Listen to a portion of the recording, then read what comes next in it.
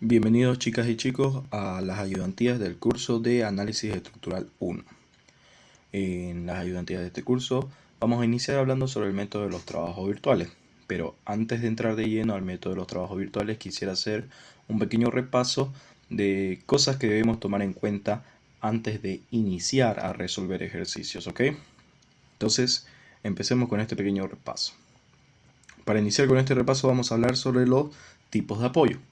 Y vamos a repasar los tres tipos de apoyos ya muy bien conocidos por ustedes y otros apoyos más que vamos a ver en el transcurso de este curso, ¿no? Empezamos entonces con el apoyo móvil. El apoyo móvil, aquí pueden ver algunas simbologías con las que podemos representar un apoyo móvil, siendo la más ocupada esta, la de acá. Pero ¿qué tenemos que rescatar sobre los apoyos móviles? Lo que nosotros tenemos que rescatar de los apoyos móviles es que estos van a contar con una unión de vínculo, o bien conocido como reacción, una sola reacción. Esto hablando de estructuras en el plano, ¿no? ¿A qué me refiero con estructuras en el plano? Aquellas estructuras coplanares que se encuentran en el plano X y Y, que hemos venido trabajando en cursos anteriores con estructuras en el plano, o sea, son muy bien conocidas por nosotros, ¿no? Hasta este momento no hemos trabajado con estructuras espaciales. Y en esta materia va a ser la ocasión donde vamos a trabajar estructuras espaciales. Pero por el momento hablemos sobre estructuras en el plano, ¿ok? Bien, en estructuras en el plano, el apoyo móvil tiene una reacción. ¿Qué quiere decir que tenga una reacción o una unión de vínculo? Eso quiere decir que va a tener dos grados de libertad, sí, una rotación y una traslación. Aquí podemos ver en el dibujo de la derecha la restricción en el apoyo, ¿no? Cómo es cuando el apoyo es vertical, cuando el apoyo es horizontal o cuando el apoyo está con un cierto grado de inclinación. Siempre va a tener una reacción que para efectuar el cálculo de las reacciones de nuestra estructura, podríamos descomponerla, ¿no? Con respecto al eje de coordenadas cartesianos X y Y. Pero eso no significa que va a cambiar sus grados de libertad, ¿no? Siempre va a poder tener una traslación, en este caso, si el apoyo es vertical, va a poder tener una traslación hacia la derecha o hacia la izquierda y una rotación. Si el apoyo es horizontal, va a tener una traslación en la dirección vertical y una rotación. Y si el apoyo tiene un cierto grado de inclinación, va a tener una traslación diagonal y una rotación. ¿Ok? Esos son los dos grados de libertad que tiene el apoyo móvil. Y como verán más adelante, esto es muy importante que lo tengan en cuenta, ya que el método de los trabajos virtuales es un método que a nosotros nos permite calcular los desplazamientos que tiene una estructura. Y para calcular esos desplazamientos que tiene la estructura, nosotros colocamos lo que vamos a llamar una carga virtual en la dirección del desplazamiento que queremos calcular. Y bien saben que nosotros podemos calcular desplazamientos en los nudos, ¿no? Y si en uno de estos nudos tenemos un apoyo móvil y el enunciado, digamos, nos pide calcular el desplazamiento justo en el nudo que tiene ese apoyo móvil, ¿cuáles son los dos tipos de desplazamiento que nos puede pedir calcular en ese apoyo móvil? Por ejemplo, en este apoyo con un cierto grado de inclinación, si lo aplicamos a un nudo en nuestra estructura y el enunciado nos pide calcular el desplazamiento en ese nudo, nosotros, el desplazamiento lineal, pongamos, nos pide calcular, nosotros la carga virtual tendríamos que simbolizarla como está aquí, ¿no? Como este grado de libertad, esta traslación. Ahí tendríamos que calcular, o colocar nuestra carga virtual. Y si, digamos, nos pide desplazamiento angular, tendríamos que disponerlo de esta manera. Pero si nos pide desplazamiento en dirección a la reacción o desplazamiento lineal, vuelvo a repetir, no tendríamos por qué colocar la carga virtual en esta dirección, por ejemplo, ya que el apoyo restringe ese desplazamiento, ¿no? En esa dirección. Por eso tiene una reacción en ese sentido. No permite que el nudo se desplace en ese sentido o en esa dirección. ¿Ok? Eso es lo que tenemos que rescatar de cada uno de los apoyos, ¿ok? Pasemos al siguiente apoyo. El apoyo fijo. El apoyo fijo, aquí tenemos algunas simbologías, también algunos ejemplos de cómo se ven en la vida real.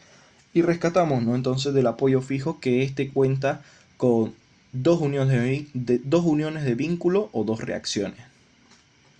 Que aquí podemos ver diferentes casos de cómo estaría posicionado el apoyo fijo, ya sea vertical, horizontal y con un cierto grado de inclinación, y cómo se verían sus reacciones, ¿no? De estos apoyos. ¿Qué quiere decir que tenga dos reacciones? Quiere decir que tenemos un grado de libertad y ese grado de libertad es una rotación, como podemos ver aquí en los otros ejemplos. Pasemos entonces al siguiente tipo de apoyo, el apoyo empotrado. El apoyo empotrado también lo conocen muy bien ustedes, tiene esta simbología y lo que caracteriza el apoyo empotrado es que tiene tres uniones de vínculo o tres reacciones. ¿Qué quiere decir eso? Que no va a tener, o mejor dicho, el grado de libertad que tiene el nudo donde apliquemos este tipo de apoyo es igual a 0. No se va a poder desplazar ni a la derecha, ni a la izquierda, ni arriba, ni hacia abajo, ni va a poder rotar este nudo donde apliquemos este apoyo. O sea, si nos pidieran, por ejemplo, calcular el desplazamiento en un nudo donde tenemos un apoyo empotrado, sería algo ilógico, ¿no? No tendría sentido. ¿Por qué? Porque ese nudo no se puede desplazar en ningún sentido. Eso es lo que nos representa el apoyo empotrado. Si digamos en un nudo donde tenemos un apoyo fijo nos piden calcular el desplazamiento lineal, tampoco tendría sentido, porque el nudo donde apliquemos un apoyo fijo no tiene ningún movimiento de traslación, ni a la derecha, ni a la izquierda, ni arriba, ni hacia abajo. Solo va a poder rotar. Entonces, lo único que nos podrían pedir de calcular el desplazamiento en un nudo donde tengamos aplicado un apoyo fijo es una rotación.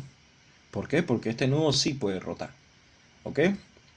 Tengan eso muy en cuenta. Pasemos a otro tipo de apoyo, el apoyo guiado. El apoyo guiado quizás no lo conocen algunos, aquí se los presento, ¿no? ¿De qué consta este apoyo guiado? Aquí podemos ver el ejemplo. El apoyo guiado tiene dos reacciones o dos uniones de vínculo y se caracteriza porque una de esas reacciones es de momento y la otra reacción es de traslación. ¿Qué quiere decir que tenga dos reacciones? Quiere decir que tenemos un solo grado de libertad y también es de traslación. Y según la simbología, esa traslación va en dirección a las rueditas, ¿no? Que tiene en su simbología este apoyo guiado. El apoyo guiado vamos a ver en la materia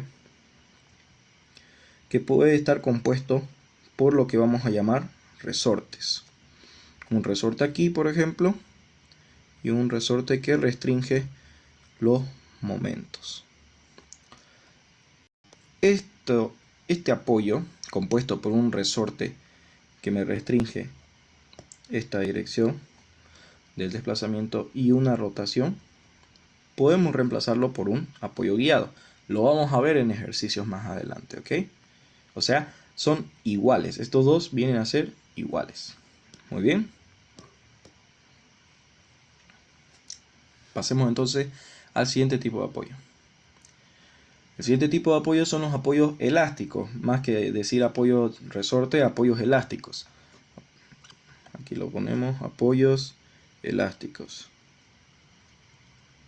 Tenemos dos tipos de apoyos elásticos, los que nos restringen una traslación y los que nos restringen un momento. Esos son los dos tipos de apoyos elásticos con los cuales nosotros contamos, ¿no? Vamos a dibujarlo más bonito. Y ahí al lado tenemos los ejemplos, ¿no? Las reacciones de cada uno. Pero si se dan cuenta, cada uno de estos apoyos elásticos va a tener solo una reacción, ya sea de traslación o una reacción de momento. ¿Qué quiere decir? Que en ambas situaciones vamos a tener 2 grados de libertad. Para este tipo de apoyo vamos a tener 2 grados de libertad, uno de rotación y uno de traslación, como podemos ver aquí abajo. Y para este otro tipo de apoyo que nos restringe los momentos, vamos a tener también 2 grados de libertad, pero en este caso son las dos traslaciones. O sea, donde apliquemos, por ejemplo, un nudo donde tenemos apoyos elásticos y el enunciado nos pidiera calcular el desplazamiento en ese nudo, en este nudo, digamos, tenemos este tipo de apoyo en ese nudo, solo nos va a poder pedir desplazamientos ya sea horizontales o verticales. No tendría sentido que nos pida calcular el desplazamiento angular, ¿no? Aunque por teoría en sí, los apoyos elásticos no restringen en su totalidad los desplazamientos, ¿no? No son totalmente rígidos, sí pueden desplazarse, ¿no? A pesar de que tengan una reacción en ese sentido. Bien, ya vamos a ver ejercicios más especializados más adelante. Con eso ya concluimos la parte del repaso de los apoyos, ¿no? Y qué tenemos que tener en cuenta de cada uno de estos apoyos. Ahora pasemos a las condiciones de equilibrio. Y aquí vamos a hablar también de otra cosa que les he mencionado, que son las estructuras coplanares, ya muy bien conocidas por ustedes, y las estructuras tridimensionales. En esta materia nosotros vamos a trabajar con estos dos tipos de estructuras. Y bueno, sobre todo con las coplanares, ¿no? Pero también vamos a ver estructuras tridimensionales y es necesario tener en claro estos conceptos. Primero, de las estructuras coplanares. ¿Cuál es el plano donde trabajamos con estructuras coplanares? Como ya lo mencionamos, es el plano X y Y. Y un punto dentro de este plano puede ser el nudo de una estructura, va a tener 3 grados de libertad. Va a poder desplazarse en dirección del eje Y, ya sea hacia arriba o hacia abajo. Va a poder también desplazarse en dirección del eje X, ya sea hacia la derecha o hacia la izquierda. Y también este punto en el espacio va a poder rotar con respecto al plano X y Y. O sea, aquí por ejemplo tenemos el eje Z y toda fuerza contenida en este plano X y Y gira con respecto al eje Z, ¿ok? Entonces, este nudo o este punto en este plano va a poder girar, ya sea en sentido antihorario o en sentido horario, ¿ok? Por eso decimos que tiene 3 grados de libertad un nudo en el plano. Y al tener 3 grados de libertad, para que este nudo esté en equilibrio estático, se necesitan 3 ecuaciones de la estática, ¿ok? Esta es la teoría que nos enseñaron en isostática 1, ¿no? Las 3 ecuaciones de la estática con las cuales nosotros hallamos las reacciones de nuestras estructuras isostáticas. ¿Bien? Cuando nosotros tenemos estructuras hiperestáticas, por ejemplo, estas 3 ecuaciones no son suficientes para poder hallar las reacciones o para poder resolver el sistema. Necesitamos apoyarnos de ecuaciones de compatibilidad. Pero eso es otro tema. Entonces, quedémonos con ese concepto. Para estructuras coplanares, el número de ecuaciones de la estática, que de aquí en adelante lo vamos a resumir con esta simbología, es igual a 3. Y esto es lo que han ido utilizando ustedes en los anteriores cursos. Pero ¿qué pasa con las estructuras en el espacio? Dibujemos entonces el eje de coordenadas de una estructura en el espacio. Vamos a hacer un poquito más grande. Ahí está el eje Y, el eje X y el eje Z. Muy bien. Dibujemos un punto en este espacio. Vamos a dibujar este punto acá, que va a estar en el espacio y va a tener una cierta proyección, ¿no? Para que se vea de mejor manera. Está proyectado acá, va así, así, también va a ir acá, tiene su proyección acá, y aquí también tiene su otra proyección, y bien, así, ¿no? Ya creo que se entiende. Muy bien, ¿qué pasa con los puntos en el espacio o los nudos en el espacio? Estos nudos en el espacio tienen 6 grados de libertad, que son estos, con respecto al eje Y, con respecto al eje Z y con respecto al eje X. ¿Qué son todos estos desplazamientos que acabamos de dibujar? Son traslaciones. Se puede trasladar con respecto al eje Y, con respecto al eje X y con respecto al eje Z. Pero también, bueno, hasta ahí vamos 3 3 grados de libertad, ¿no? Hasta ahí vamos, 3 grados de libertad. Pero también este punto en el espacio tridimensional va a poder rotar con respecto a cada uno de los ejes, el eje Z, el eje Y y el eje X. O sea, este nudo va a poder rotar con respecto a este eje X, va a poder rotar también con respecto al eje Z, y por último también va a poder rotar con respecto al eje Y. Y ahí se añaden otros 3 grados de libertad. Entonces, las estructuras tridimensionales tienen 6 grados de libertad. Por tanto, van a requerir de 6 ecuaciones de la estática para poder tener en equilibrio un punto o una estructura en el espacio. Vamos a dejar este dibujito acá. Vamos a hacer de nuevo el dibujito de las estructuras coplanares para que se pueda ver la diferencia. Aquí ya plasmado en el dibujito. Plano X y plano el eje Y el eje X.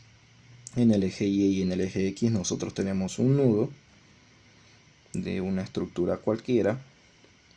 Tiene su proyección en X y su proyección en Y. Y este nudo de una estructura cualquiera va a tener 3 grados de libertad, que van a ser la traslación con respecto al eje Y. El otro es la traslación con respecto al eje X. Y la rotación de todo el plano, ¿no? O en el plano. O si quieren verlo de otra manera, con respecto la rotación con respecto aquí me falta poner con respecto al eje Z. Como prefieran verlo, está correcto, ¿no? Bien, entonces, número de ecuaciones de la estática en estructuras coplanares igual a 3, porque grados de libertad de un punto en este plano son 3. Número de ecuaciones de la estática para estructuras tridimensionales o en el espacio van a ser igual a 6, porque grados de libertad de un punto en el espacio es igual a 6. ¿Y cuáles son estas ecuaciones de la estática? Para las estructuras tridimensionales son estas, ¿no? Sumatoria de fuerzas en X, sumatoria de fuerzas en Y, sumatoria de fuerzas en Z, sumatoria de momentos en X, sumatoria de momentos en Y y sumatoria de momentos en Z, ¿no? En dirección de cada uno de los desplazamientos que puede tener. Luego, en las estructuras coplanares tenemos sumatoria de fuerzas horizontales o con respecto al eje X, sumatoria de fuerzas verticales o con respecto al eje Y, y una sumatoria de momentos con respecto al eje Z, por así decirlo. Bien, con esto claro, pasemos al siguiente capítulo. Que el siguiente capítulo habla sobre las articulaciones. Bien, ¿por qué he seleccionado un capítulo solo de articulaciones? En cursos anteriores habrán visto estructuras o se habrán cruzado con estructuras que hayan tenido o no articulaciones. Las estructuras que no tienen articulación es fácil o se puede determinar a simple vista, sin práctica, sin conocimiento de causa, que es una estructura isostática. Por ejemplo, este pórtico de acá.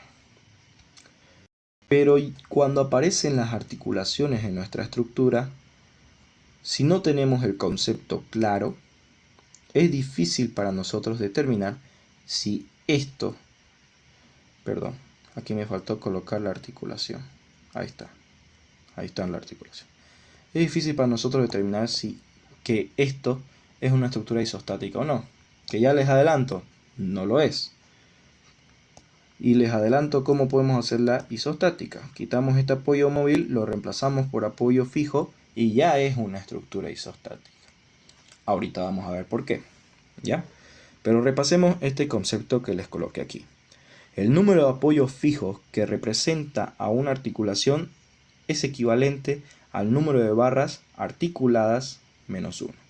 Pero ¿por qué yo estoy enfocándome en reemplazar la articulación, una articulación, aquí lo subrayamos, por un apoyo fijo. ¿Por qué yo digo que son iguales? Bien, pasa lo siguiente. Esta estructura, que ahorita yo ya les adelanté que es isostática, ¿cómo podemos nosotros comprobar que es isostática o no? Si bien se dan cuenta, en las estructuras isostáticas vamos a tener, bueno, se cumple una igualdad. El número de ecuaciones de la estática es igual al número de reacciones en los apoyos. Para estructuras en el plano, el número de ecuaciones de la estática dijimos que eran 3, ¿no? Y en esta estructura de acá, ¿cuántas reacciones en los apoyos tenemos? 3. Perfecto. Pero para esta estructura de acá va a aparecer un concepto bastante interesante.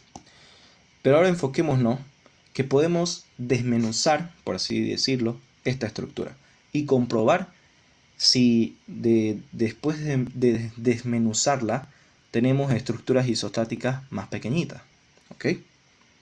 Desmenucemos esta estructura.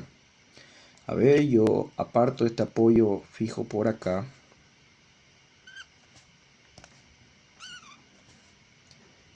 Y tengo estas dos barras. Y de la articulación para abajo tengo otra estructura, ¿ok? La separo ahí y es una sola barra y tiene un apoyo fijo.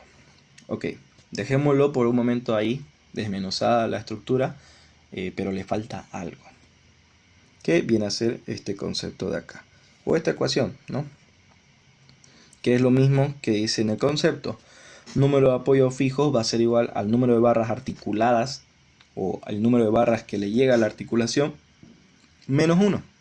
O sea, si nosotros tenemos este primer caso de una articulación a la cual le llegan 2 barras, va a ser igual que un apoyo fijo. Si tuviéramos este otro caso donde es una articulación a la cual le llegan 3 barras, vamos a tener 3 menos 1 igual a 2, o sea, 2 apoyos fijos, como está aquí. Y si tenemos una articulación en nuestra estructura a la cual le llegan 4 barras, nosotros decimos 4 menos 1 es igual a 3, por tanto esto es igual a 3 apoyos fijos.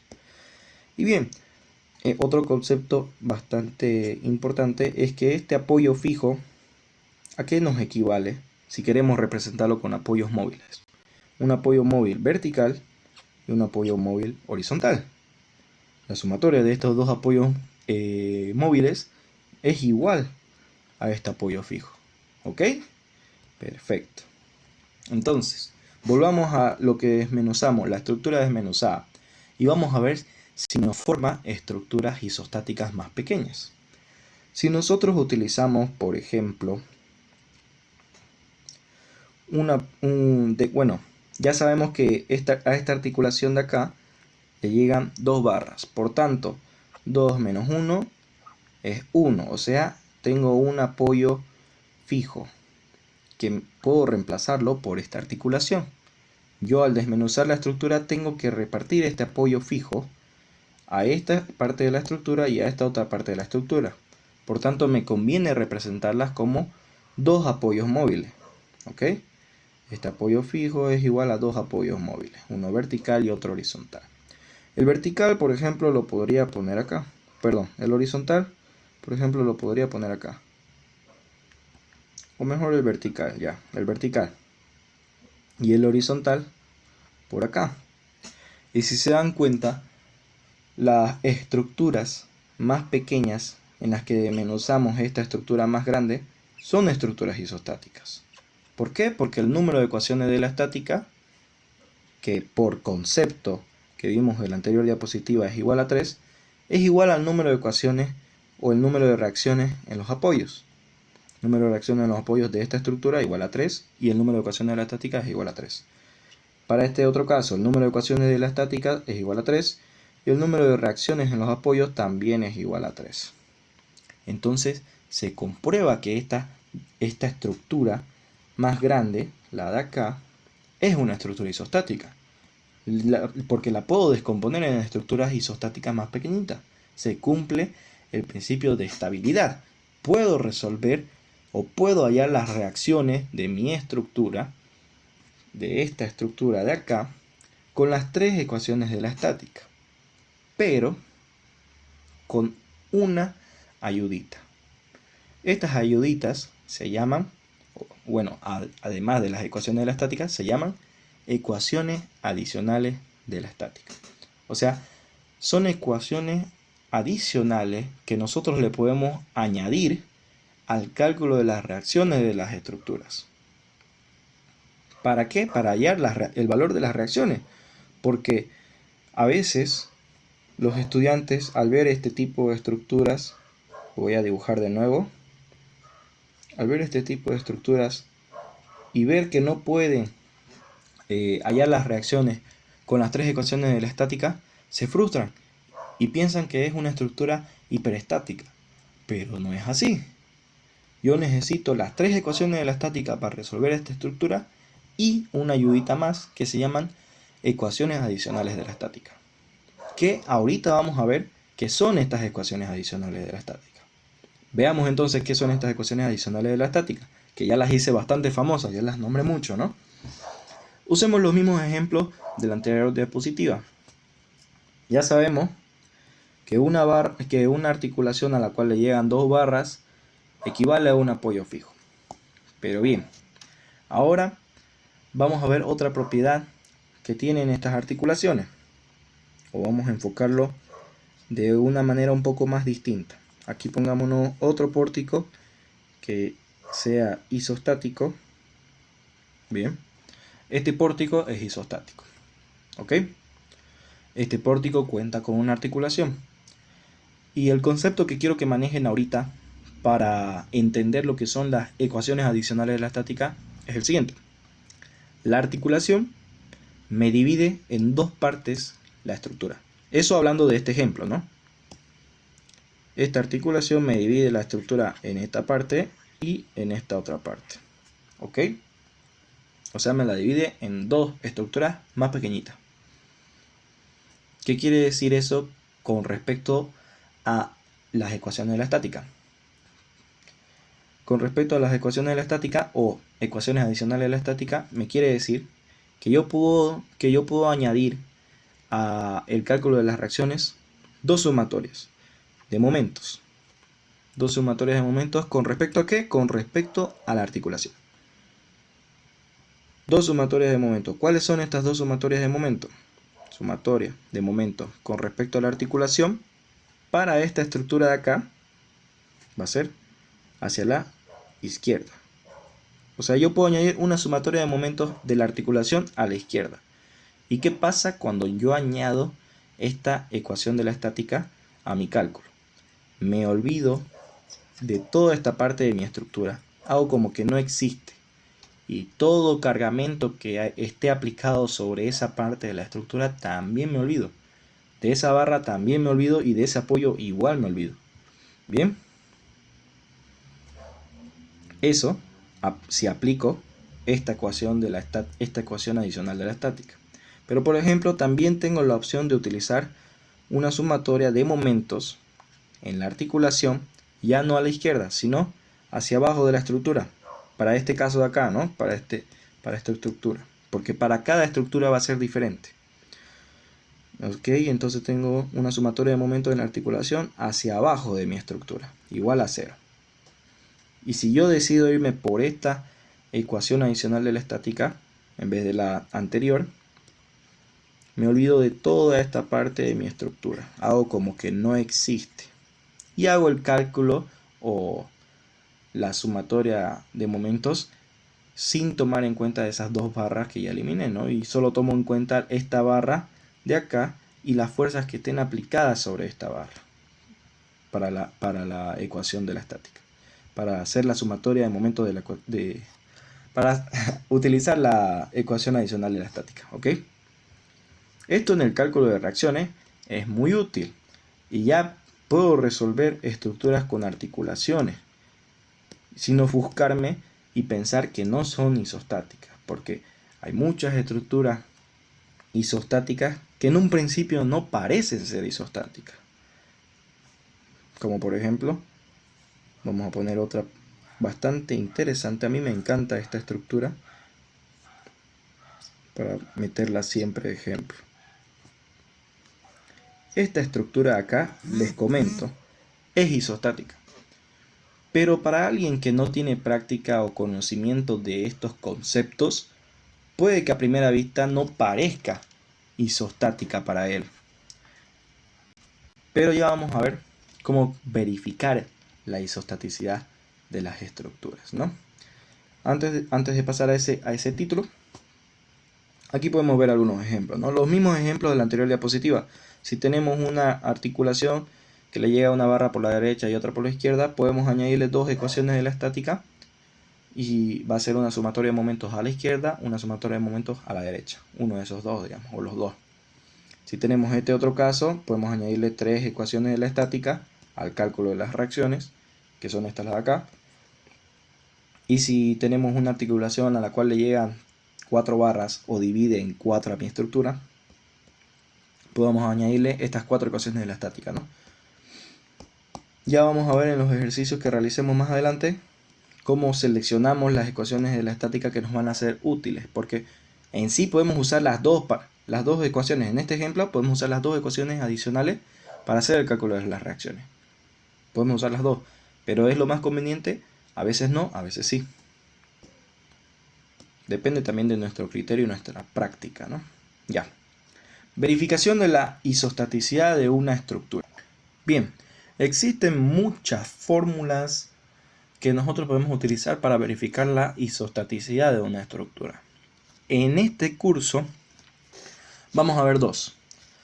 Esta viene a ser la más importante y la que tienen que aprenderse sí o sí, porque la vamos a utilizar para los métodos que vamos a ver más adelante. Después del método de los trabajos virtuales vemos otros métodos, que es el método de las flexibilidades o método de las fuerzas y método de las rigideces.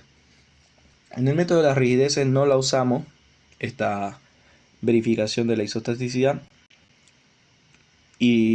pero sí en el método de la fuerza o método de las flexibilidades sí usamos esta verificación, esta fórmula para verificar, que es la fórmula del grado hiperestático total. El grado hiperestático total. ¿A qué es igual el grado hiperestático total? Al grado hiperestático interno más el grado hiperestático externo. El grado hiperestático interno va a ser igual a 0 o distinto de 0. Pero, ¿de qué va a depender? Va a depender de si mi estructura, aquí voy a dibujar un ejemplo de estructura. No, así lo vamos a hacer. Ya. El grado hiperestático interno va a depender si en mi estructura nosotros tenemos figuras cerradas. En esta estructura que acabo de dibujar no tenemos figuras cerradas. Pero ¿qué pasa si yo añado una barra acá? Ya tenemos una figura cerrada. Por tanto, el grado hiperestático para esta estructura que acabo de dibujar sería distinto de 0. ¿Y qué valor va a tener? No solo va a ser distinto de 0. Yo requiero cortar alguna parte de la figura cerrada, por ejemplo ahí, y ver los esfuerzos internos que tiene la estructura donde yo he abierto, ¿no? En la barra donde yo le he abierto. En este caso puede tener 3 esfuerzos internos: normales, cortantes y de momento. Entonces el grado hiperestático interno para este caso podría ser igual a 3. Pero, ¿qué pasa si yo tengo 2 barras y una articulación? ¿Sigo teniendo una figura cerrada? Sí, sigo teniendo una figura cerrada. Por tanto, el grado hiperestático interno va a ser distinto de 0. Pero ahora, si yo abro mi estructura por esta parte, y para ya no tener figuras cerradas en mi estructura, el grado hiperestático interno, ¿a qué va a ser igual? El grado hiperestático interno va a ser igual a 2. ¿Por qué? Porque las articulaciones, recordarán, equivalen bueno, según las barras que le lleguen, equivalen a apoyos fijos, ¿no? Y en este caso, tenemos una articulación a la que le llegan dos barras. 2 menos 1 igual a 1. ¿Un qué? Un apoyo fijo. Y ese apoyo fijo, ¿por qué se caracteriza? Dijimos que los apoyos fijos se caracterizan por tener dos reacciones. En este caso, dos esfuerzos internos. La articulación me restringe o ejerce esfuerzos para las normales y para las cortantes. No es exactamente como un apoyo fijo, pero funciona similar. ¿Ok?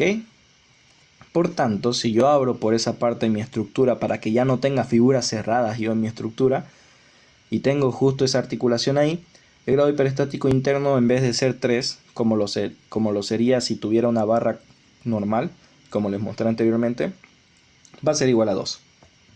¿Ok? Y así vamos a ver otras estructuras en las cuales vamos a definir el grado hiperestático interno.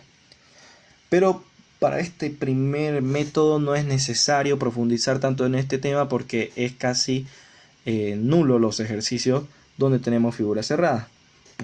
¿De qué hay? Hay, como este es de aquí, ¿no? Bien.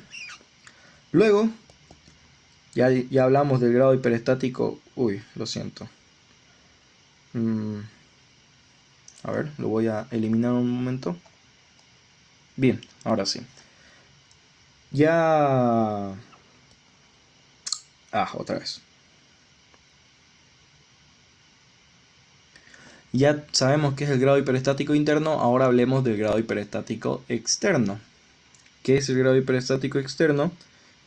¿O qué fórmula me define el grado hiperestático externo? Y es la siguiente, la de acá. Donde NRA viene a ser el número de reacciones en los apoyos, NEE viene a ser lo que ya les mencioné anteriormente, el número de ecuaciones de la estática, y el EA son las ecuaciones adicionales de la estática. O sea, esto aquí va a depender de los apoyos que yo tenga en mi estructura. El número de ecuaciones de la estática siempre va a ser 3. Y las ecuaciones adicionales va a depender si yo en mi estructura tengo alguna articulación, ¿no? Y tengo que saber cuántas barras le llegan a esa articulación. Y para saber qué número voy a poner en número de ecuaciones de la estática, tengo que seguir el siguiente concepto, ¿no? El de acá. Número de barras que le llega a la articulación menos 1. ¿Ok? O sea, si yo tengo esta estructura de acá, ¿cuál es el número de barras que le llega a la articulación? 2. Entonces, yo agarro ese 2, le resto 1 y digo que es igual a 1. Y esto va a ser igual a las ecuaciones adicionales de la estática que yo puedo utilizar o añadir a mi cálculo de las reacciones. O sea, aparte de yo usar 3 ecuaciones que ya son conocidas, ¿no? El número de ecuaciones de la estática, aparte de usar esas 3, puedo usar una más. La estática de las estructuras me permite usar una más de las ecuaciones adicionales de la estática. Para este caso de acá, ¿no ve? Teníamos dos opciones de ecuaciones adicionales. Y la estática de las estructuras me permite usar una más para hacer el cálculo de las reacciones. Eso, digamos, en simples palabras. Otra forma de que se den cuenta de cuántas ecuaciones adicionales de la estática van a poner aquí, es decir, a ver en cuántas partes la articulación divide a mi estructura. Esta articulación divide en dos partes de mi estructura. 2 menos 1 igual a 1. Entonces, eso va a ser la ecuación adicional de la estática. Hagámoslo para esta estructura de acá, a ver. Apliquemos esta ecuación, ¿no? Del grado hiperestático total.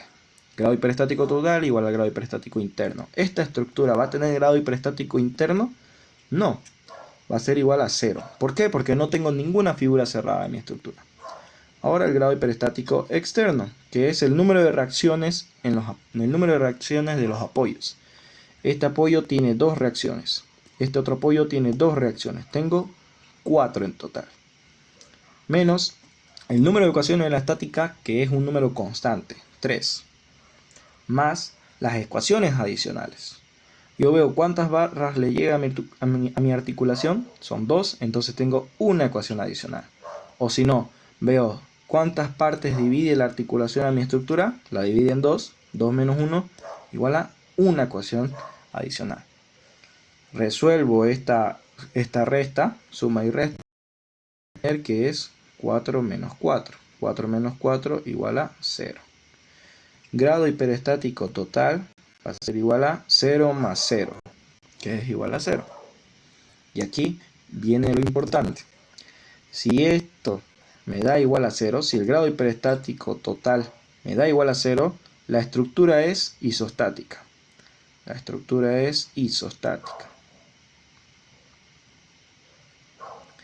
En cambio, si el grado hiperestático total me da menor a 0, la estructura es hipostática o inestable. Y si el grado hiperestático total me da mayor a 0, la estructura es hiperestática. Bien, con ese concepto quédense, ¿ok?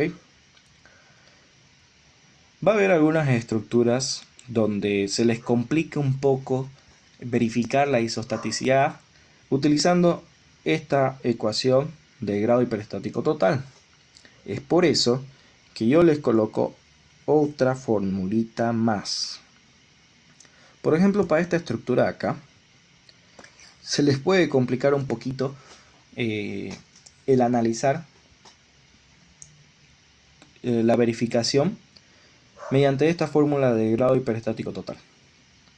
¿Por qué? Porque tiene muchas articulaciones, muchas opciones por donde abrir la estructura y vamos a tener diferentes esfuerzos internos dependiendo de dónde la abramos la estructura. Que en un principio no podemos decir con certeza, en caso de estas estructuras, de estructuras así combinadas o especiales, no podemos decir con certeza que donde cortemos, digamos en este lado, voy a tener solo esfuerzos cortantes de momento, no voy a tener normales. No podemos decir eso con certeza. ¿Por qué? Porque si se dan cuenta, los esfuerzos internos van a transmitirse por este lado, por este otro lado, por acá van a transmitirse igual, de una forma. En la articulación los momentos van a ser cero, no sabemos si los esfuerzos normales van a transmitirse igual o llegan a anularse ahí, o los esfuerzos cortantes, ¿no? Eso, digamos. Entramos en duda. Ya desde aquí, desde el inicio, entramos en duda porque los esfuerzos internos tienen que dividirse en dos caminos y no sabemos cómo lo hacen. Cuando hacemos la verificación, es difícil de saber eso. Por eso, les enseño con esta otra fórmula a que ustedes puedan calcular o verificar si la estructura es isostática. ¿Y qué nos dice esta fórmula? Nos dice que el número de reacciones de los apoyos va a ser igual a las ecuaciones de la estática, las tres ecuaciones de la estática, una sumatoria de las barras articuladas, o sea, esta misma fórmula de acá. Yo veo cuántas barras le llega a mi articulación y le resto 1. Menos número de ecuaciones de la estática por figuras cerradas. Entonces, para esta estructura que tenemos acá, ¿cómo sería, por ejemplo? Número de reacciones en los apoyos, tenemos un apoyo empotrado, por tanto tenemos 3 reacciones en los apoyos. Número de ecuaciones de la estática igual a 3. Y en esta sumatoria vamos a ir pasando nudo por nudo y ver a cuántos apoyos fijos equivale, ¿no? En este nudo de acá, por ejemplo, le llegan 2 articulaciones. Tengo que hacer 2 menos 1 igual a un apoyo fijo, equivale a un apoyo fijo. Esta otra articulación, el mismo caso, entonces 1. Esta otra articulación, el mismo caso, entonces 1. Ya está. Y esa sumatoria lo sumo en realidad, 1 más 1 más 1 igual a 3. Luego me pregunto en realidad, ¿tengo figuras cerradas? Bueno, aquí voy a poner, esto es ecuaciones de la estática, esto es ecuaciones de la estática, y ya ahora sí, me pregunto, ¿tengo figuras cerradas en mi estructura? Sí, tengo todas estas figuras cerradas. Es una sola, entonces 1. Resuelvo la igualdad, verifico la igualdad mejor dicho, 3, esto es 3 más 3, y vamos a tener menos 3 por 1, 3. Este 3 con este 3 se restan y me cumple la igualdad. ¿Se dan cuenta? 3 igual a 3. Si me cumple la igualdad, con esta formulita que planteamos, si me cumple la igualdad, entonces la estructura es isostática. Y tengo la total certeza de que es isostática. El ingeniero no nos va a plantear normalmente estructuras que no sean isostáticas. El objetivo de él no es ver si saben isostática 1. El objetivo de él es que aprendan el método de los trabajos virtuales, que le va a servir de base para los siguientes métodos que vamos a ver. Pero como esto es algo que ha quedado vacío por la pandemia y todo eso, no se nos ha enseñado de buena manera, es por ello que yo hago este repaso. Y aparte, tener en cuenta o tener estos conocimientos les va a ayudar a ustedes para que puedan hacer el cálculo de reacciones de una manera más rápida, sepan qué ecuaciones pueden utilizar y lo hagan con total confianza de que están haciéndolo correctamente. Es por ello todo este repaso. Pero ahora hablemos de otro concepto bastante importante y que tienen que prestar mucha atención y aprendérselo. El concepto de los ejes locales y los ejes globales. Ejes globales. Empecemos con los ejes globales. Y básicamente los ejes globales nos definen la geometría de la estructura. ¿Ok? Quédense con eso. ¿Qué quiere decir que nos define la geometría de la estructura? Nos define la longitud de las barras, las coordenadas de los nudos, y la inclinación, por ejemplo, ¿no? de las barras.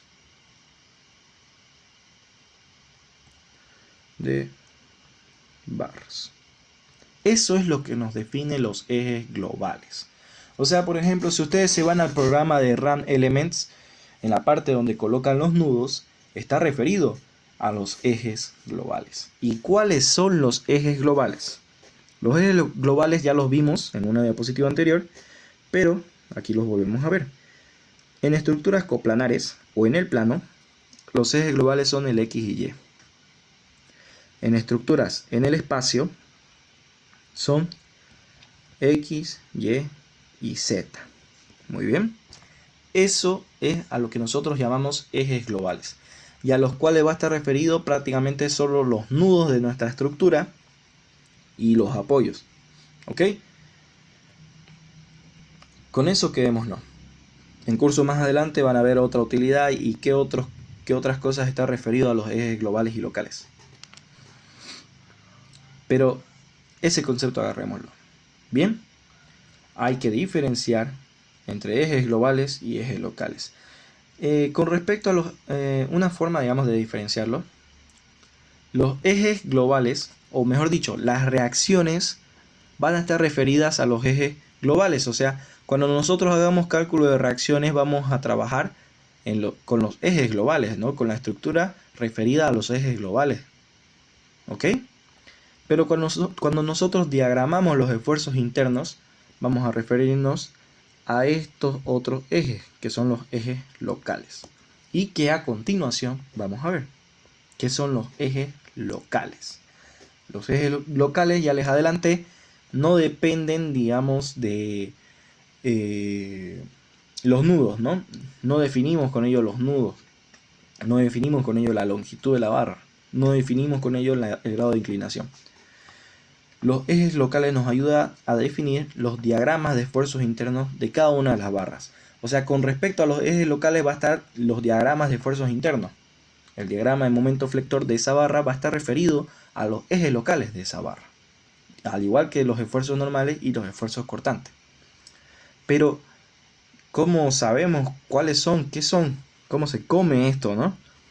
Bien, empecemos con las estructuras coplanares. Lo que estoy dibujando a continuación son los ejes globales. En los ejes globales nosotros podemos tener una barrita, ¿no? Ahí está el nudo de inicio, el nudo final. Y bien, dentro de esta barrita nosotros tenemos lo que llamamos ejes locales, ¿ok? Referidos a esta barrita. Esos son los ejes locales. Individualizamos cada barra. Por ejemplo, aquí podemos tener otra barra, otro nudo. Aquí podemos tener otra barra y otro nudo. Y con respecto a cada una de estas barras, vamos a tener los ejes locales de cada una de las barras. De cada una. Es independiente para cada barra. Pero ¿cómo sé cuál es el eje 2 y cuál es el eje 1? Vos directo lo pusiste y no me explicaste cuál es cada uno de esos. Ahorita te explico. Vamos a borrar todito y vamos a volver a colocar. El concepto con el que ustedes se van a guiar para colocar sus ejes globales, por teoría, ¿no? Es el siguiente. A ver. Para esta barra acá, en dirección a la barra va a ir el eje local 1 de esa barra. Eso quiere decir que el eje local 1 de esta barrita de acá va en dirección de la barra, ¿no? O paralelo, por así decirlo. Paralelo a la barra. Y eso es el eje local 1. Y el eje local 2 va a ser perpendicular a la barra. Perpendicular acá, por ejemplo, o perpendicular acá. Puedes ponerlo como tú prefieras. Yo prefiero ponerlo de esta manera.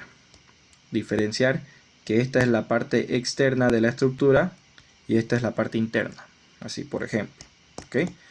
Hago lo mismo entonces para las siguientes barras. Bien. Para esta barra de acá, por ejemplo, ¿cómo va a ser los ejes locales? Me apoyo de la teoría. En dirección de la barra va a ir el eje local 1 de esa barra. ¿Ok? Entonces ahí está el eje local 1 de esa barra. Y perpendicular a la barra va a ir el eje local 2. No me gusta poner aquí el eje local 2, lo pongo por acá afuera. Y es perpendicular a la barra. Perfecto. Para esta otra barra, el eje local 1 dijimos que va en dirección a la barra o paralela a la barra. Ahí está el eje local 1. Y el eje local 2 perpendicular a la barra. Listo, ya aprendí a posicionar los ejes locales en cada una de mis barras. Y aquí no se confundan, ¿no? Cuando resolvamos ejercicios, vamos a ver que vamos a utilizar el método de las secciones para obtener las ecuaciones de los esfuerzos internos. Vamos a cortar, ¿no? Antes 5 de llegar al nudo, así por ejemplo. Y yo voy a colocar los ejes locales fuera de mi barra. Pero eso no significa que estos ejes locales están fuera de la barra, sino están aquí encimita. Ahí sobre la barra. Pero por temas de visualización, que se vea bien, ¿no? Que se entienda. Por eso yo los coloco fuera de la barra, ¿no? Por teoría en sí, ahora pasemos a hablar, digamos, de las estructuras tridimensionales y vamos a tocar un tema interesante, ¿no? Ahorita les menciono bien. Voy a dibujar una barra en el espacio. Esta, por ejemplo, pongámosle que era la barra 2, esta la barra 1 y esta la barra 3. Vamos a dibujar la barra 2 en el espacio. Tenemos ahí nuestra barrita 2. Esto lo vamos a hacer más larguito. Ya, ahora sí. Esto lo vamos a hacer más larguito. Lo de acá lo vamos a colocar más esquinado, creo, para tener más espacio. Esto no me sirve ahorita mostrarle. Ya. Enfoquémonos ahora en las barras en las 3 dimensiones o en el espacio. Vamos a hacerlo un poquito más chiquito. Perdonen. Ya. Ahí, ahí, ahí. Ya. Ahí tenemos, por ejemplo, la barra número 2 en el espacio. ¿Ok? Belleza. Esta barra número 2, ahí le dibujamos para que tenga volumen. Bien. Esta barra número 2 tiene un eje baricéntrico, ¿no? Y al fin y al cabo, toda estructura que nosotros trabajamos es tridimensional, ¿no? pero la pasamos al plano para facilitar el análisis de la estructura, porque es más fácil analizar una estructura en el plano que en el espacio. Y para pasarlo al plano, ¿qué es lo que pasamos al plano de esta barra en 3 dimensiones? Pasamos el eje baricéntrico. El eje baricéntrico de la barra es lo que nosotros llevamos al plano, ¿ok? Y los ejes locales va a estar referido a ese eje baricéntrico, o sea, va a estar sobre ese eje baricéntrico. ¿Bien? No va a estar sobre el borde de la barra, por ejemplo, no. Está en el eje baricéntrico de la barra. Y prácticamente lo que me dice, adelantándoles un poquito, ¿no? Lo que me dice son los planos de pandeo o la torsión, ¿no? Los planos donde ejerce torsión, donde ejerce momento en mi barra, ¿no? Bien. Ahorita acabo de dibujar los ejes locales 1, 2 y 3 y los hice de manera correcta, pero ahorita les voy a mencionar qué concepto se usa para dibujar estos ejes locales. Bien. Agarro yo la sección de mi barra, que es donde voy a trabajar. Esta sección de barra. El eje local 1 no va a cambiar. ¿Ok? El eje local 1 va en dirección de la barra. O paralela a la barra. Ahí está el eje local 1. Bien. El eje local 2 dijimos que es perpendicular a la barra. Pero puede ser perpendicular aquí, como también puede ser perpendicular acá, ¿no? ¿Dónde está exactamente? El concepto que usamos es el siguiente. Del lado más largo de la sección de mi barra va a ser paralelo al eje 2. O sea, el eje 2 es paralelo al lado más largo de mi sección transversal. ¿Bien? Y el eje 3 va a ser paralelo a el lado más corto de mi sección transversal. Ese es el concepto que nosotros usamos. Empecemos con el eje número 2. Es paralelo al lado más largo de mi sección transversal. Este es el lado más largo y aquí va a estar el eje 2. Bien. Y el eje local 3 es paralelo al lado más corto y va a estar en esta dirección, por ejemplo. Bueno, para que se vea mejor, creo que lo vamos a hacer hacia el otro lado. Hacia este lado. Y ahí está el eje local 3. Bien. Así nosotros posicionamos los ejes locales de nuestras barras. Y esa es la diferencia entre ejes globales y ejes locales, ¿no? Los ejes locales, con los ejes locales nosotros vamos a trabajar el diagrama de esfuerzos internos y con los ejes globales nosotros trabajamos las reacciones en nuestra estructura, ¿ok? Belleza. Aquí vemos una forma de tomar los ejes locales para diferentes casos, ¿no? Para una viga horizontal, inclinada, columna. Y estas son las formas de tomar los ejes locales que nos sugiere el ingeniero en el desarrollo del curso. Porque los programas, los software de cálculo estructural lo hacen de esta misma manera. Pero aquí añadiré un concepto más, ¿no? Bueno, si ustedes quieren, toman la convención de signo de los ejes locales que hace el ingeniero. Pero no es una obligación. Si ustedes lo toman de otra forma que no sea como esta, por ejemplo, si quieren tomar los ejes locales acá, el eje local 2, el eje local 1, pueden hacerlo. No está mal. ¿Ok? Pero el ingeniero logró comprobar que le da resultados más exactos cuando hace cálculos a mano si los toma de esta manera los ejes locales. ¿Bien? Ok. Aquí hay algo que rescatar aparte de la posición de los ejes locales y es identificar la parte superior y la parte inferior de mi barra o la parte externa y parte interna de la barra. Bien, esto es importante porque la convención de signo de los esfuerzos internos lo vamos a aprender de esa misma manera y el cargamento complejo, ya sea variación de temperatura y todo eso, también lo vamos a referir a esto. Ok, el concepto es el siguiente: entre el eje local 1 y el eje local 2 de la barra va a estar la parte superior de esta barra. Y debajo del eje local 1 está la parte la parte inferior de la barra. Bien, eso se cumple en todos. O sea, lo primero que hacemos nosotros es colocar los ejes locales y luego identificamos cuál es la parte superior de la barra y cuál es la parte inferior de la barra, según los ejes locales que yo he colocado. Por ejemplo, si yo colocara mi eje local 2 aquí y ya no acá, ¿cuál sería la parte superior? La parte superior sería esta. ¿Por qué? Porque ahí está el eje local, entre el eje local 1 y el eje local 2 está la parte superior de la barra. Y debajo del eje local 1 está la parte inferior. ¿Ok? Eso también hay que aprender. Identificar cuál es la parte superior y cuál es la parte inferior de la barra. Y aquí lo vamos a hallar una aplicación. Existe una convención de signos internacional para los esfuerzos internos, la cual tenemos que respetar, ¿no? Al momento de realizar nuestros ejercicios. Y la convención de signos es el siguiente. El que más vamos a utilizar son momentos flectores, porque vamos a enfocarnos en hallar los desplazamientos en pórticos planos. Y lo que yo hago normalmente es, primero coloco los ejes locales de mi barra, ahí está colocados por ejemplo, e identifico cuál es la parte superior y cuál es la parte inferior de mi barra. Sobre todo la parte inferior. La parte inferior de mi barra, según estos ejes locales, viene a ser esta partecita de acá. Bien.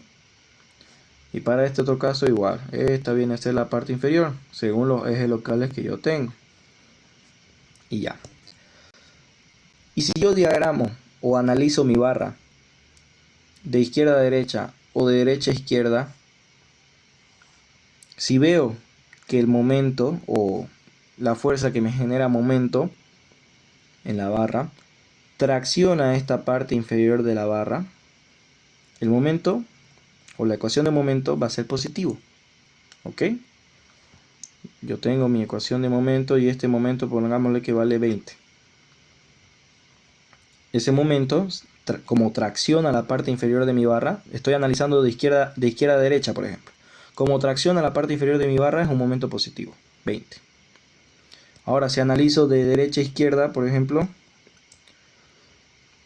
este momento de aquí, pongámosle que vale también 20, tracciona la parte inferior de mi barra, por tanto, el momento es positivo. Y también sería de 20 la ecuación.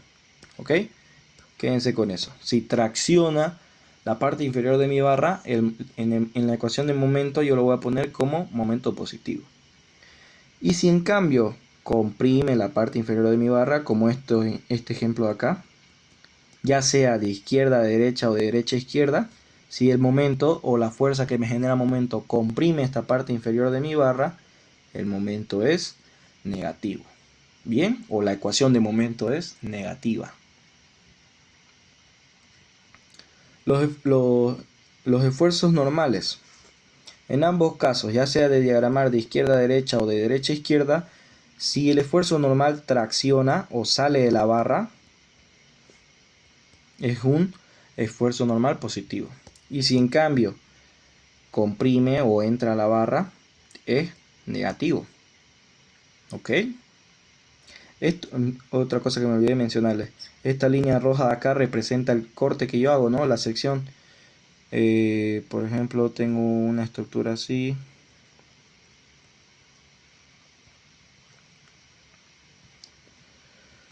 Yo quiero analizar esta barra 1, corto antes 5 de llegar. Este corte es el mismo de acá, ¿ya? Eso es lo que me representa. De esa forma sacamos las ecuaciones de esfuerzos internos. Bien.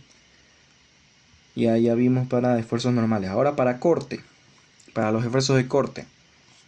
De izquierda a derecha, cuando diagramemos de izquierda a derecha, ojo con los ejes locales, ¿no? Mis ejes locales están así. Cuando diagrame de izquierda a derecha, si la fuerza que me genera cortante, esfuerzo de corte, va hacia arriba, en la ecuación va a estar como positivo. Y cuando diagramo de derecha a izquierda, si va hacia abajo la fuerza que me genera corte, esa va a ser la positiva. O sea, aquí cambia, aquí se invierte. Cuando diagramo de izquierda a derecha, la fuerza que me genera corte va hacia arriba es positivo. Pero si diagramo de derecha a izquierda, si lo diagramo de derecha a izquierda, la que va hacia abajo es la positiva. ¿Ok? Eso hay que memorizárselo. Y por último, momentos torsores. Los momentos torsores es similar a esfuerzos normales. De izquierda a derecha o de derecha a izquierda, si sale de la barra o tracciona, por así decirlo, porque realmente no tracciona. Si tracciona, por así decirlo, el momento torsor es positivo. Y si en cambio lo comprime, ya sea de derecha a izquierda o izquierda a derecha, el momento torsor es negativo. Ahora hablemos de cargas distribuidas. Lo que tenemos que recordar de carga distribuida es que la resultante de la carga distribuida va a ser igual al área, ¿no?, que tenga esta carga distribuida. ¿Ok? Aquí tenemos una tablita, resumen de las cargas distribuidas que más vamos a ver, ¿no? Y también tenemos que saber que el brazo de palanca que va a tener la carga distribuida va a ser como hallarle el eje baricéntrico o el centro de gravedad a la carga uniformemente distribuida, ¿no? O a la carga distribuida, perdón. Y seleccionar el XG. Bien, aquí tenemos una tablita con los más conocidos, la cual les sugiero aprendérselos. Ya. Método de los trabajos virtuales hasta llegar a la ecuación de Moore. Como les mencioné, el método de los trabajos virtuales es un método para calcular los desplazamientos. Este delta simboliza desplazamientos en estructuras isostáticas. En cualquier tipo de estructuras isostáticas, ya sea pórticos, planos o espaciales, ya sean estas vigas, ya sean estas estructuras trianguladas o cerchas,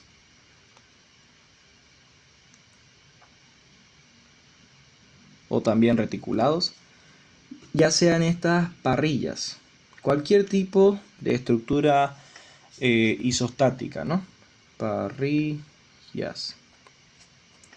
Pero su principal objetivo es calcular los desplazamientos en estas estructuras. Bien. Y este método de los trabajos virtuales se basa en dos principios importantes. ¿Cuáles son estos dos principios? Primero mencionar que D'Alembert es el que combinó estos dos principios, ¿no? D'Alembert. Y le enfocó a las estructuras, ¿no? ¿Cuáles son los principios? El principio de la conservación de la energía es uno. Principio de la conservación de la energía. ¿Qué nos dice este principio de conservación de la energía? Aplicado a estructuras estructuras. Nos dice que el trabajo externo va a ser igual al trabajo interno. Pero ¿qué es el trabajo externo y qué es el trabajo interno en una estructura? El trabajo externo son las fuerzas que le aplicamos a la estructura. Bueno, primero definamos qué es trabajo, ¿no? Trabajo es una fuerza por desplazamiento. O sea, la definición de trabajo es, aquí lo voy a anotar, trabajo es igual a fuerza por desplazamiento, ¿no? Y bien, utilizando ese concepto, trabajo externo va a ser las fuerzas que apliquemos a nuestra estructura, una fuerza P cualquiera, una carga real, por el desplazamiento que sufre en la dirección en la que aplicamos esa fuerza, ¿no? Bien. Y luego el trabajo interno. ¿Qué viene a ser el trabajo interno? Viene a ser los esfuerzos internos, el esfuerzo normal, momento flector, cortante, torsor, multiplicado, cada uno de ellos multiplicado por la deformación que sufre cada punto material de la estructura. La deformación lo vimos en resistencia de materiales, ¿no? Las fórmulas de deformación. El otro principio importante que debemos conocer es el principio de los trabajos virtuales. ¿Qué nos dice este principio de los trabajos virtuales? Este principio nos permite a nosotros relacionar, por ejemplo, en este caso el trabajo externo, nos permite relacionar una carga ficticia, una carga que no existe, por los desplazamientos reales que tiene nuestra estructura. En eso se basa todo este método de los trabajos virtuales, en relacionar una carga ficticia por las deformaciones y desplazamientos reales que sufre nuestra estructura. Y si nosotros desglosamos el trabajo externo y el trabajo interno que realiza cada uno de los componentes de nuestra estructura, vamos a llegar a la siguiente definición, que es la ecuación de Moore. Bien, y es la ecuación general con la que nosotros vamos a trabajar para este método de los trabajos virtuales. Cada una de las barras vamos a analizarlas, ¿no?, mediante la ecuación de Moore, y vamos a obtener el desplazamiento, cualquier tipo de desplazamiento que se nos ocurra. Pero como verán, la ecuación de Moore es bastante larga y va a ser tedioso aplicarlo a cada una de las barras. Por tal motivo existen simplificaciones que nosotros podemos realizar dependiendo del tipo de estructura con el que nos encontremos, ya que dependiendo del tipo de estructura que tengamos, algunos esfuerzos van a ser despreciables y otros van a ser mayores o considerables. Como por ejemplo en vigas y pórticos planos, lo único considerable son los momentos flectores. Algunas otras situaciones va a ser necesario calcular esfuerzos normales o esfuerzos cortantes, pero no lo abarcamos en este curso. Luego, por ejemplo, tenemos las estructuras trianguladas, donde solo va a ser necesario calcular los esfuerzos normales, porque estas estructuras trabajan principalmente a esfuerzos normales. Los otros tipos de esfuerzos son totalmente despreciables en estructuras trianguladas. Luego, en parrillas, vamos a tener que tomar en cuenta solo momentos flectores y momentos torsores, que son los que llegan a ser los más relevantes en parrillas. Y en pórticos planos igual, lo mismo. Esos dos esfuerzos son los más relevantes. Cuando me refiero a más relevantes, quiero decir que son los que prácticamente producen todo el desplazamiento de esa estructura. El esfuerzo normal que le apliquemos, digamos, a nuestro pórtico plano va a producir también desplazamiento en los nudos, pero son bastante pequeños, muy pequeños, que llegan a ser despreciables. Y eso se aplica en la mayoría de las situaciones.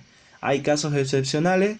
Sí, pero no es objetivo del curso ver estos casos excepcionales.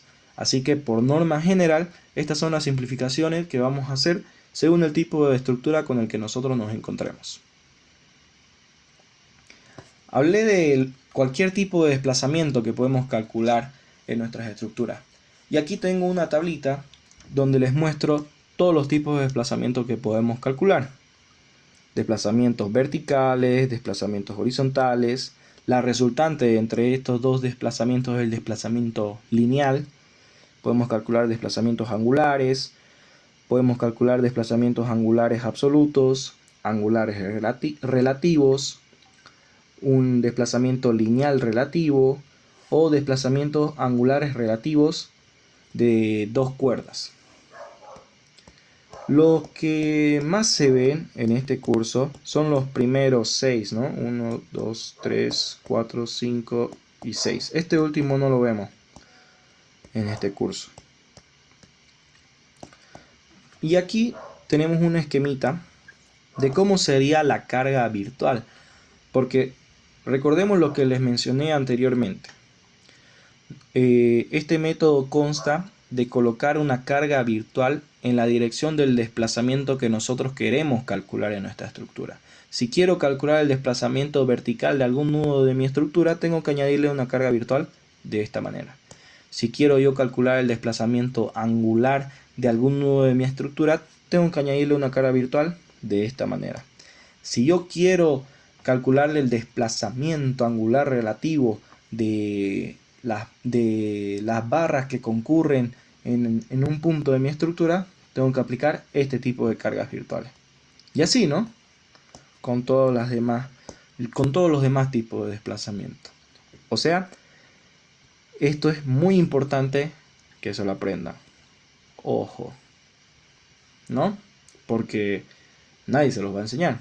Tienen que tenerlo memorizado. Para terminar, hablemos de cargamentos complejos. El ingeniero les va a hacer la demostración de los cargamentos complejos. Aquí nos vamos a enfocar en saber qué es lo que vamos a necesitar, qué datos vamos a necesitar recolectar para aplicar o calcular, mejor dicho, los desplazamientos en estructuras considerando cargamentos complejos. Pero antes, ¿a qué me refiero con cargamentos complejos? Me refiero a la variación de temperatura, a los apoyos elásticos y a los asentamientos en los apoyos. A cualquier tipo de estos fenómenos yo le digo cargamentos complejos, ¿no? Y es la forma correcta de referirse a ello.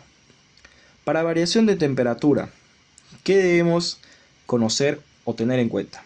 Primero, tenemos que tener bien definidos nuestros ejes locales de cada una de las barras con las que vamos a trabajar o que conforman mi estructura. Tenemos que conocer bien esos ejes locales y luego identificar la parte superior o parte externa y la parte inferior o parte interna de cada una de las barras. ¿Por qué? Porque respecto a eso, nosotros vamos a calcularle estos datos, que son la variación de temperatura exterior y la variación de temperatura interior. Ahí radica la importancia de que yo sepa diferenciar cuál es la parte superior de mi barra y cuál es la parte inferior de mi barra. Yo sé identificar eso y voy a poder calcular los desplazamientos debido a variación de temperatura de cualquier estructura. ¿Dónde utilizamos esta variación de temperatura interior y exterior? Los utilizamos en obtener el K sub 1 y el K sub 2, que estas son otras dos fórmulas que tenemos que memorizarnos, ¿no?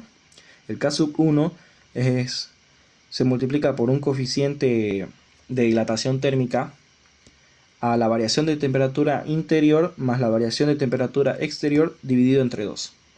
Y en el K sub 2 se multiplica el coeficiente de dilatación térmica a la variación de temperatura interior menos la variación de temperatura exterior sobre la altura de la sección transversal de cada una de nuestras barras. ¿Ok? Dense cuenta, las fórmulas son bastante similares y solo cambia el denominador y el signo en cada una de ellas. Otro tip para que se lo puedan memorizar: el K sub 1 está referido al eje local 1, ¿no? Y el K sub 2 va a estar referido al eje local 2. Por tal motivo, el K sub 1 va a ir acompañado de los esfuerzos normales y el K sub 2 de los momentos flectores. Bien. Otra cosa que quisiera mencionar acá, el coeficiente de dilatación térmica.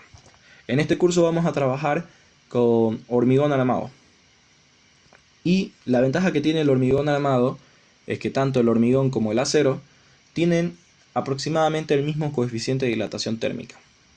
Eso es una gran ventaja y es una de las grandes ventajas por la cual se utiliza el hormigón armado en todo el mundo, ¿no? Porque trabajan conjuntamente. Porque pueden trabajar conjuntamente. Bien, esta es la ecuación que tenemos que añadirle a nuestra ecuación de Moore. O sea, agarro yo todo esto y me voy. Digamos, si tengo un pórtico plano y quiero considerar la variación de temperatura, se lo sumo ahí, ¿no? Todo eso que les mencioné. Agarro toda esa parte y le sumo a esta simplificación. Y ya está. Así se considera la variación de temperatura. Y de la misma manera va a ser los apoyos elásticos y el asentamiento de los apoyos. Solo que la ecuación ya es distinta. Y tenemos una convención de signos. Aquí, en esta ecuación, nosotros vamos a tener en apoyos elásticos la rigidez del resorte.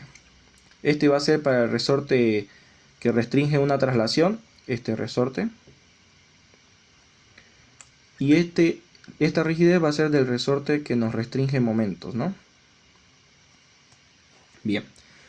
Este R sub I viene a ser la reacción que tiene el resorte en la estructura con la carga real. Y este RI con una barrita arriba es la reacción que tiene el apoyo donde está el resorte de la estructura con la carga virtual. Este M sub J es la reacción de momento en el apoyo con resorte de la estructura con la carga real, y este M sub J con una barrita arriba es la reacción de momento que tiene el resorte en la estructura con la carga virtual. Y la convención de signos es la siguiente, ¿no? La que tenemos acá. Si la reacción, por ejemplo, del resorte que restringe la traslación va hacia arriba, si su reacción va hacia arriba, entonces es positivo. Si va hacia abajo es negativo y lo tengo que reemplazar con ese signo aquí en la ecuación. Si del resorte que restringe momentos el sentido de la reacción es antihorario, entonces es positivo, y si es horario va a ser negativo. Bien. Luego, asentamiento de los apoyos. Asentamiento de los apoyos, tenemos la siguiente ecuación que hay que añadirle no a la ecuación de Moore. Y lo que necesitamos conocer acá es la reacción de la estructura con la carga virtual donde se quiere considerar el asentamiento que sufre ese apoyo, ya sea la reacción de traslación y la reacción de momento. ¿Ok? Y a estas reacciones nosotros le multiplicamos el asentamiento que sufre, ¿no? Dependiendo de si es angular o un asentamiento lineal. Y también tenemos una convención de signos que es prácticamente la misma de los apoyos elásticos. Algo que me olvidé mencionarle de los desplazamientos. Tienen que aprendérselo también con el mismo sentido, ¿no? Con la misma dirección. Tienen que colocarlo con la misma dirección en la estructura con la carga virtual. Si se dan cuenta, seguimos la misma convención de signos que de los cargamentos complejos. Si yo quiero calcular el desplazamiento vertical, lo coloco hacia arriba, como positivo, ¿no? Más o menos. Y si quiero calcular el desplazamiento horizontal, lo coloco hacia la derecha, como positivo hacia la derecha, ¿no? Así más o menos. Y el desplazamiento angular lo coloco en sentido antihorario, como lo que mencionamos aquí que era lo positivo. Bien. Con eso terminamos entonces toda la introducción, todo el repaso, y en los siguientes videos vamos a hacer ejercicios. Muchas gracias.